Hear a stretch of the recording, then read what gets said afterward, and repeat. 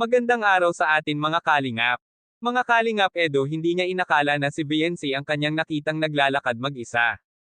Pero bago po yan mga kalingap, kung bago pa lamang kayo sa channel ko, baka naman po pwedeng pa-like and subscribe my channel para lagi po kayong updated sa aking videos. At kung pwede, sana patapusin muna natin ang video na ito para alam natin ang nilalaman nito, at huwag din po natin kalimutan mga kalingap na pakisuportahan ang ama ng kalingap na si Val Santos Matubang at Kalingap Rob Matubang, pati na rin ang viewers na laging sumusuporta sa aking channel at reactioners. Maraming salamat po.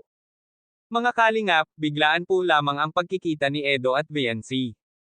Hindi akalain ni Edo na si BNC pala ang kanyang nakita na naglalakad mag-isa. Kaya sobra itong nag-alala si Edo kay BNC dahil mag-isa lamang ito naglalakad at para itong bundok na halos wala kang makitang mga tao. Kaya inaya na lang ito ni Edo na sumakay na lamang ito sa sasakyan, ngunit tinanggihan ito ni BNC. Bakit kaya? Natatakot ito si Edo kay BNC dahil tanging nag-iisa lang ito na naglalakad, kaya nagdesisyon na lang ito si Edo na samahan si BNC sa paglalakad para may kasama ito hanggang sa pag-uwi ng kanilang bahay. Nagpasalamat ito si BNC kay Edo dahil siya daw ang dahilan kung bakit lalo ito lumakas ang kanyang loob na makikipag-usap at kahit papaano ay nababawasan ang kanyang pagiging pagkamahiyain sa sarili.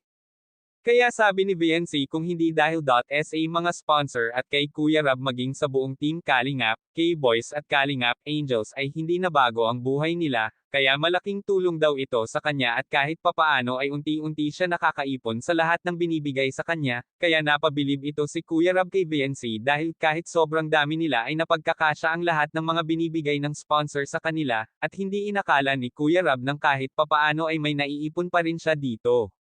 Hanggang dito na lang po muna ang update natin sa Kila Accept. Maraming salamat po. Thank you for watching and God bless us all.